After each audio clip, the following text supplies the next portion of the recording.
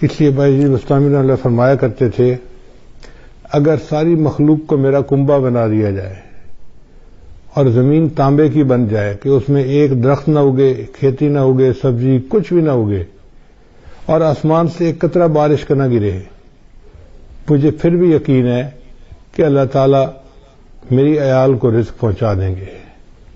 اللہ تعالیٰ وہ ذات ہے جو انسانوں کو، حیوانوں کو، پرندوں کو، چرندوں کو، کیڑے مکوڑوں کو، ہر کسی کو رزق پہنچاتا ہے، حتیٰ کہ بند پتھر کے اندر کچھ کیڑے ہوتے ہیں، ان کیڑوں کو بھی اللہ روزی پہنچاتا ہے۔ تو نے پتھر میں کیڑے کو پالا، خشک مٹی سے سبزہ نکالا۔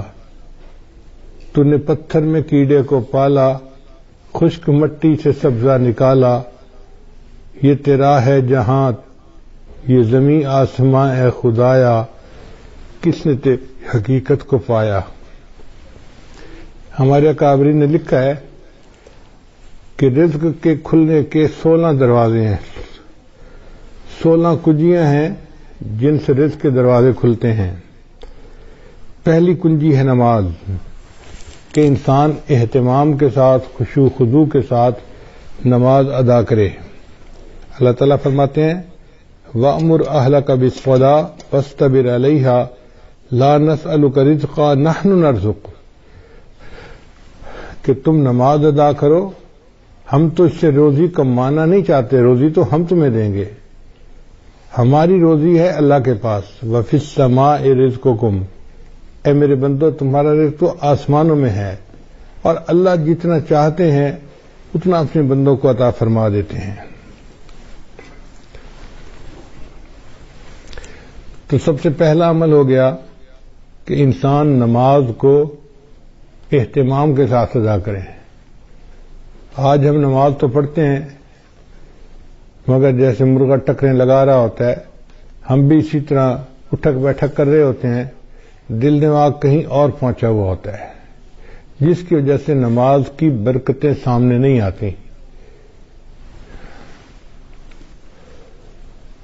دوسرا رزق کا دروازہ ہے استغفار کی کثرت کرنا۔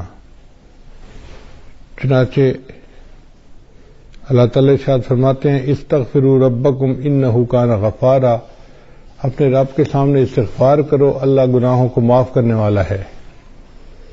اور حدیث پاک میں آتا ہے من استر من الاستغفار، جو بندہ استغفار کی کثرت کرتا ہے جعل اللہ لہ من کل ہم فرجا، اللہ تعالیٰ اس کے لیے ہر مشکل میں آسانی کر دیتا ہے، ومن ضیق فرجا، اور ہر مشکل کو آسان کر دیتا ہے، ورزقہ من حیث لا یحتسب، اور اسے ایسی طرف سے رزق دیتا ہے کہ جس کا اس کو گمان بھی نہیں ہوتا۔ تو گویا استغفار کے زیادہ کرنے سے اللہ تعالیٰ بندے کو رزق ایسی طرف سے دیتے ہیں جس کا اس کو گمان ہی نہیں ہوتا، اور اس کے رزق کی پریشانی کو دور کر دیتے ہیں۔ پھر تیسرا رزق کا دروازہ ہے اللہ کے راستے میں خرچ کرنا، اس کو کہتے ہیں انفاق فی سبیل اللہ۔ اس لیے کہ جو بندہ اللہ کے راستے میں خرچ کرتا ہے اللہ تعالیٰ اس کو واپس لوٹاتے ہیں۔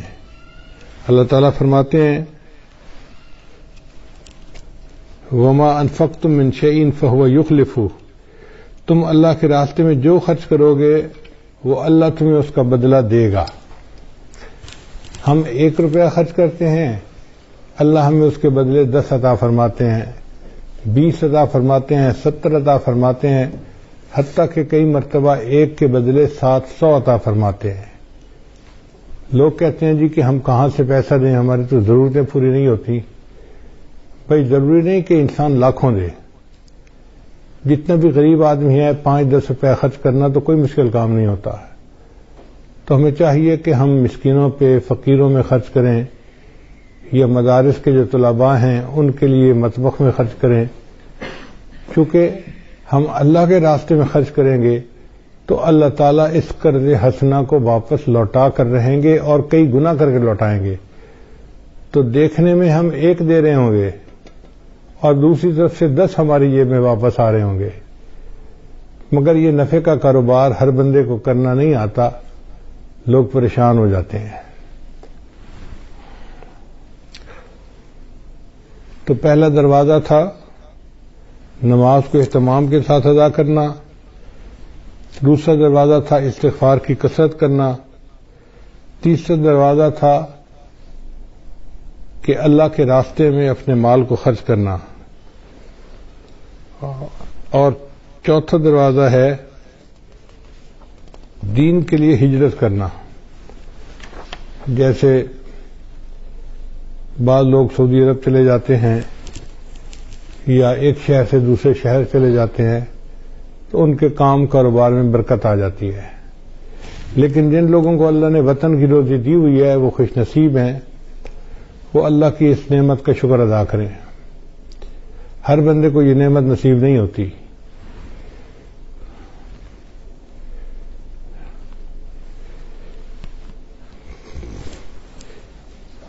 پھر چوتھا عمل ہے تقوی اختیار کرنا۔ اللہ تعالیٰ فرماتے ہیں وَلَوْ أَنَّ أَهْلَ الْقُرَىٰ آمَنُوا وَاتَّقَوْا لَفَتَحْنَا عَلَيْهِمْ بَرَكَاتٍ مِّنَ السَّمَاءِ، اگر یہ بستی دیسوں والے ایمان لاتے، تقوی کو اختیار کرتے تو ہم ان کے لیے آسمان سے برکتوں کے دروازے کھول دیتے۔ تو گناہوں سے بچنے پر اللہ تعالیٰ رزق کے دروازوں کو کھول دیتے ہیں، اور آج گناہوں کی وجہ سے رزق کے دروازے بند ہیں اور ہم پریشانیوں کا شکار ہیں۔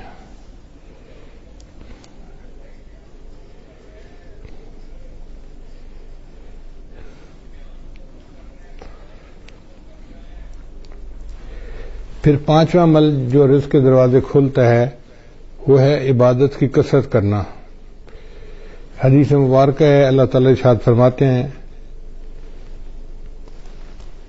یہ حدیث قدسی ہے، ابن آدم، اے آدم کے بیٹے، تفرغ لعبادتی، میری عبادت کے لیے تو فارغ ہو جا، املا صدرک انی واسد فقرک، املا صدرک غنن، میں تیرے سینے کو غنا سے بھر دوں گا اور تیرے فقر کو ختم کر دوں گا۔ تو دیکھیں عبادت کرنے سے اللہ تعالیٰ سینے میں بے نیازی ڈال دیتے ہیں اور بندے کے فقر کو ختم کر دیتے ہیں۔ اس لیے اللہ کا ذکر کثرت سے کرنا، قرآن پاک کی تلاوت کرنا، نیکی کرنا، یہ انسان کے رزق میں برکت کا دروازہ ہے۔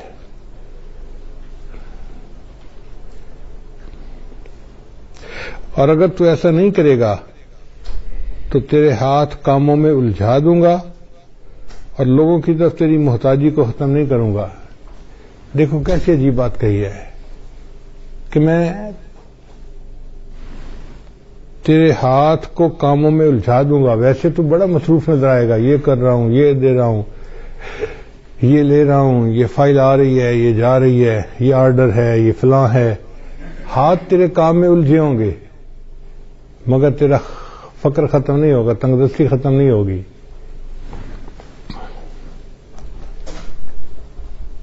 اور چھٹا عمل جس سے رزق کے دروازے کھلتے ہیں وہ ہے حج اور عمرے کی کثرت کرنا۔ اگر اللہ تعالیٰ توفیق دے تو بندے کو چاہیے کہ کثرت سے عمرہ کرے اور بار بار حج کرے۔ دیکھنے میں تو حج اور عمرے پہ انسان پیسہ خرچ کر رہا ہوتا ہے، لیکن حقیقت میں وہی پیسہ اس کے لیے باعث برکت بن کے اس کو واپس اللہ لوٹا رہے ہوتے ہیں۔ چنانچہ نبی علیہ السلام کے پاس جب کوئی بندہ رزق کی شکایت کرتا تھا تو نبی علیہ السلام اسے مشورہ دیتے تھے کہ تم عمرہ کرو۔ عمرہ کر کے جو دعائیں مانگتا تھا تو اللہ تعالیٰ رزق کی پریشانی کو دور فرما دیتے تھے۔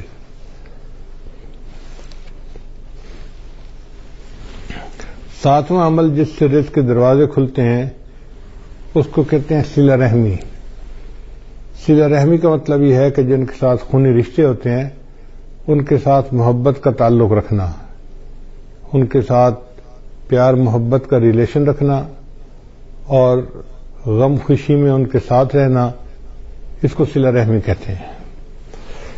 چنانچہ جو بندہ صلہ رحمی کرتا ہے اللہ تعالیٰ اس کو دو نعمتیں عطا فرماتے ہیں۔ حدیث پاک میں ہے من احب ان یزاد فی عمرہ، جو بندہ اس بات کو پسند کرتا ہے کہ اس کی عمر کے اندر زیادتی ہو، یعنی لمبی عمر ہو، فیزاد فی رزقہ، اور اس کے رزق میں زیادتی ہو، برکت ہو، فَلْيَصِلْ رَحِمَهُ، اس کو چاہیے کہ صلہ رحمی کو زیادہ کرے۔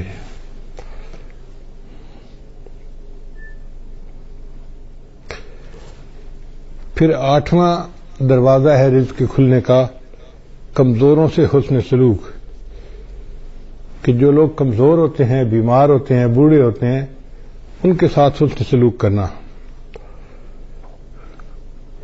حدیث مبارکہ میں آتا ہے کہ تمہیں اپنے کمزور اور ضعیف لوگوں کی وجہ سے نصرت ملتی ہے۔ اللہ تعالیٰ قرآن مجید میں فرماتے ہیں وَلَوْ يُؤَاخِذُ اللَّهُ النَّاسَ بِمَا كَسَبُوا، اگر اللہ تعالیٰ پکڑ لیتا انسانوں کو جو عمل وہ کرتے ہیں، مَا تَرَكَ عَلَى ظَهْرِهَا مِن دَابَّةٍ، تو زمین کی سطح کے اوپر کوئی ایک بھی جاندار باقی نہ بچتا۔ اگر اللہ پکڑنے پہ آتا نا جو تم اعمال کرتے ہو تو کوئی انسان نہ بچتا، کوئی جانور نہ بچتا، زمین کے اوپر کچھ بچتا ہی نہ۔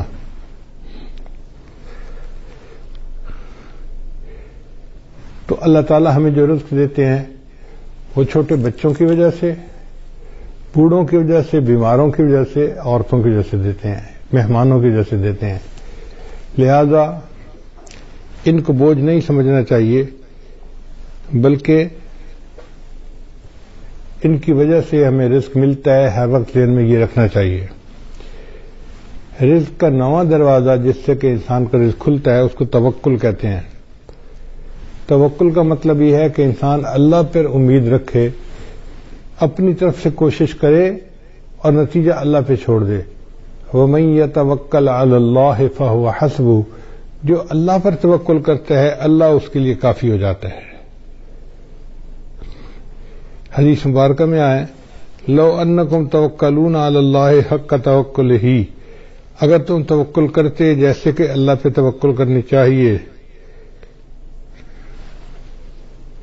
لرزقکم کما یرزق الطیور، تو اللہ تعالیٰ تمہیں اس طرح رزق پہنچاتے جس طرح اللہ تعالیٰ پرندوں کو رزق پہنچاتے ہیں۔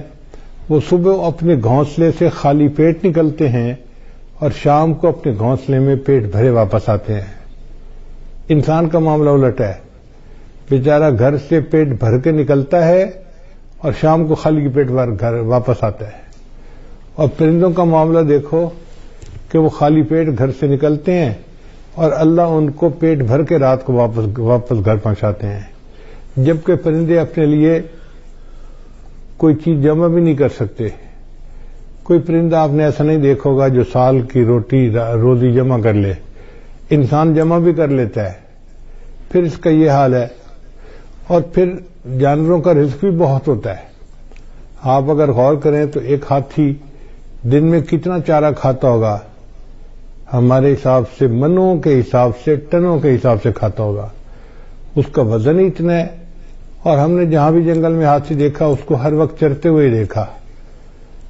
تو جو ٹنوں کے حساب سے کھانا کھاتے ہیں ان کے پیٹ اللہ بھر دیتے ہیں، اور انسان بیچارہ کتنا کھا لیتا ہے، بڑے سے بڑا پہلوان ہو تو 2 روٹی، اس سے پیٹ بھر جاتا ہے بندے کا۔ تیسری روٹی دیں بھی صحیح نا تو کہتے ہیں نا جی پیٹ بھر گیا۔ تو ہمارا پیٹ بھی چھوٹا ہے اور ہم گھر سے پیٹ بھرے نکلتے ہیں اور رات کو خالی پیٹ واپس آتے ہیں۔ بہتر ہے کہ ہم اللہ تعالیٰ کے اوپر توکل کریں تو پھر دیکھیں کہ اس کی برکتیں کتنی ہوں گی۔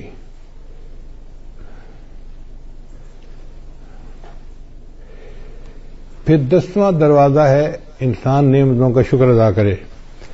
اللہ تعالیٰ فرماتے ہیں لئن شکرتم لازیدنکم، اگر تم شکر ادا کرو گے ہم اپنی نعمتیں تم پر اور زیادہ کریں گے۔ آپ دیکھیں ہمارے اوپر اللہ کی کتنی نعمتیں ہیں، ہم تو شکر بھی ادا نہیں کر سکتے۔ الحمدللہ ثم الحمدللہ کہ گھروں میں کھانا کھانے بیٹھتے ہیں تو 1 سالن 2 سالن تو معمول کی بات ہے۔ کبھی گوشت پکا ہوتا ہے، کبھی دال پکی ہوتی ہے، کبھی روٹی بنی ہوتی ہے، کبھی چاول بنے ہوتے ہیں۔ اب 2 قسم کے کھانے پڑے ہوتے ہیں، حالانکہ کھانا تو ایک بھی مل جاتا تو بہت تھا، مگر یہ اللہ کی نعمت ہے نا کہ اللہ کئی قسم کے کھانے دیتے ہیں۔ اور پھر یہ نہیں کہ کھانے ہی ہمیں ملتے ہیں، کھانے کے علاوہ وافر کھانے ہوتے ہیں۔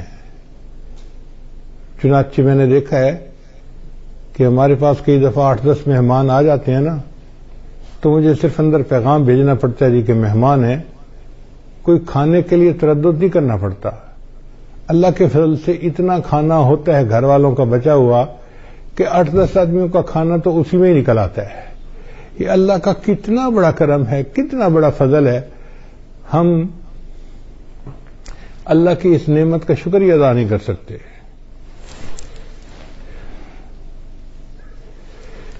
ابن عطا اسکندری رحمۃ اللہ فرمایا کرتے تھے، ملم یشکر النعمہ فقد تعرض لزوالها، کہ جس نے نعمت کا شکر ادا نہیں کیا اس نے نعمت کو اب زوال کے لیے پیش کر دیا کہ اللہ مجھے یہ نعمت نہیں چاہیے.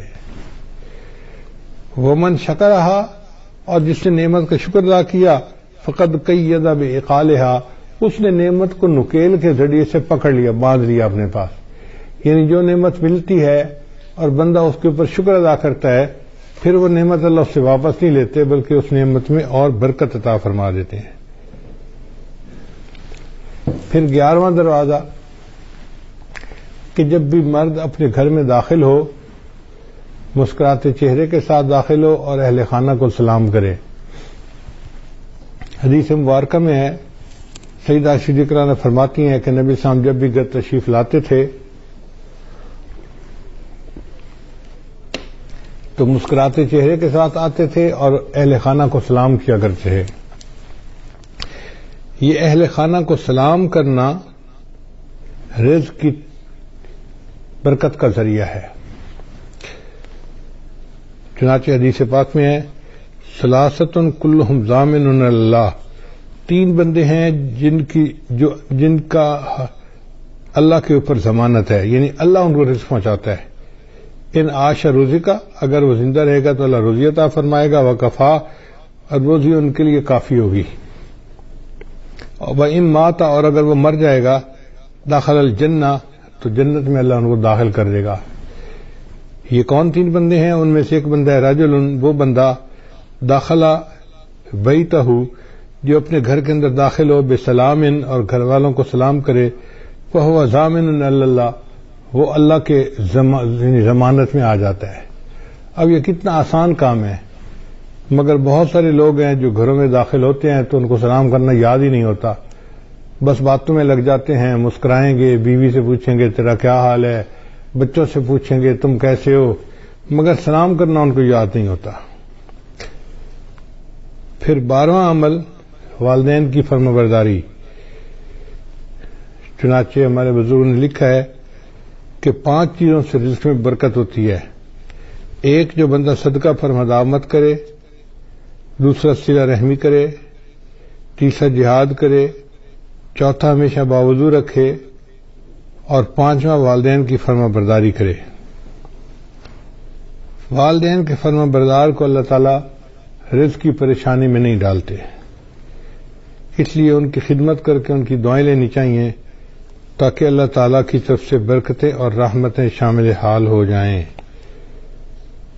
13واں دروازہ رزق کا ہے دوام طہارہ، یعنی مستقل وضو کی زندگی گزارنا. اگر انسان عادت بنا لے تو وہ باوضو ہر وقت رہ سکتا ہے. جیسے ہمیں ہر وقت بے وضو رہنے کی عادت ہے، اس کو بدل لیں تو ہر وقت باوضو رہنے کی عادت ہو جائے گی. جب وضو ٹوٹے دوبارہ پھر وضو کر لیں. ہمارے اسی شہر میں ایک جگہ ایک گھرانہ ہے جو امام ربانی مجدد ثانی رحمۃ اللہ کے اولاد میں سے ہیں. تو بہت سال پہلے کی بات ہے، کوئی 30 سال پہلے کی بات ہے، مجھے خیال آیا کہ جا کے ان سے صرف اللہ کے لیے ملاقات کروں. تو میں ان کے ہاں گیا، ملاقات ہوئی. ہم جب پہنچے تو بس مغرب کے وقت میں کوئی 5 ہی منٹ باقی تھے. سلام دعا ہوئی. انہوں نے کہا جی کہ یہاں سے مسجد دور ہے تو ہمیں گھر میں ہی نماز پڑھنی پڑے گی. ہم نے کہا ٹھیک ہے. ان کے بچے گراؤنڈ کے اندر فٹ بال کھیل رہے تھے، کوئی 10-12 بچے ہوں گے چھوٹے بڑے. خوب ہنگامہ تھا، جیسے 2 ٹیموں کا میچ ہو رہا ہوتا ہے. لو جی ہم کھڑے ہو گئے مصلی پہ جماعت کے لیے. انہوں نے آواز دی بچوں کو، بچوں نماز کا وقت ہو گیا ہے. سارے بچے گراؤنڈ سے بھاگتے ہوئے آئے اور صف میں آ کے کھڑے ہو گئے. اب جب ہم نے نماز ادا کی تو مجھے بڑی حیرت ہوئی کہ کیا سب بچوں کا وضو تھا یا کچھ بچوں نے بے وضو ہی نماز پڑھ لی. تو میں نے ان سے سوال پوچھا کہ جی بچے کسی کو وضو تو نہیں کرتے میں نے دیکھا. تو وہ مسکرائے اور کہنے لگے کہ جی ہمارے خاندان میں بچوں کو یہ تربیت دی جاتی ہے کہ تم نے پوری زندگی باوضو گزارنی ہے. ہمارے گھر کے چھوٹے بڑے جس بندے کو آپ دیکھیں گے جب بھی دیکھیں گے ہمیشہ باوضو دیکھیں گے. اگر وضو ٹوٹے گا تو دوبارہ اسی وقت وہ پھر وضو کر لیں گے. تو اگر ایسے خاندان آج بھی دنیا میں موجود ہیں کہ جن کے گھر کا ہر چھوٹا بڑا بندہ مرد عورت ہر وقت باوضو رہتے ہیں تو پھر اللہ ان کی رزق میں بھی برکت عطا فرما دیتے ہیں. پھر 12واں عمل ہے 14واں عمل ہے چاشت کی نماز پڑھنا. چاشت کی نماز ہوتی ہے دن کے 10 بجے 11 بجے جب ذرا سورج طلوع ہو جاتا ہے اور پاؤں جلنے لگ جاتے ہیں گرمیوں میں تو اس کو صلاۃ الضحیٰ کہتے ہیں, چاشت کی نماز کہتے ہیں. یہ وہ ٹائم ہوتا ہے جب اکثر مرد اپنے دفتروں میں چلے جاتے ہیں یا کھیتوں میں چلے جاتے ہیں یا اپنے کاروباروں میں چلے جاتے ہیں. اس وقت جو عورتیں اپنے خامدوں کو کاروبار پہ بھیج کے پیچھے مصلے پہ بیٹھتی ہیں اور نفل پڑھتی ہیں اس میں اللہ نے رزق کی برکت رکھی ہے. اب کتنی عورتیں ہیں جو رزق میں کمی کے شکوے تو کرتی ہیں لیکن وہ چاشت کی نماز نہیں پڑھتی کہ محنت کرنے کے لیے تو میرا خامد نکل گیا, پسینہ تو وہ بہائے گا. اب اللہ کرے کہ اس کے رزق میں برکت ہو جائے اور ہمیں اللہ تعالی رزق میں آسانی فرما دے. تو یہ نماز پابندی کے ساتھ پڑھنے کی ضرورت ہے. ہمارے بزرگوں نے لکھا ہے کہ جو بندہ چاشت کے وقت نماز نہ پڑھ سکتا ہو دفتر کی وجہ سے یا کاروبار کی وجہ سے یا دکان کی وجہ سے, اس کو چاہیے کہ سورج نکلنے کے چند منٹ بعد جو اشراق کی نماز پڑھتے ہیں تو 2 رکعت اشراق کی نیت سے پڑھ لے اور 2 رکعت چاشت کی نیت سے اسی وقت پڑھ لے تو اس کی چاشت کی نماز ہو جائے گی. تو معمول بنا لینا چاہیے کہ چاشت کی نماز دفتر جانے سے پہلے پڑھ کے ہی جائیں. پھر 15واں عمل جس سے انسان اللہ تعالیٰ رزق کے دروازے کھولتے ہیں وہ ہے سورہ واقعہ کو پابندی کے ساتھ پڑھنا. حدیث مبارکہ میں آتا ہے من قرأ سورۃ الواقعۃ کل لیلۃ, جس نے ہر رات میں سورہ واقعہ کو پڑھا لم تصب فاقۃ ابدا, اس کو کبھی فاقہ نہیں پہنچتا.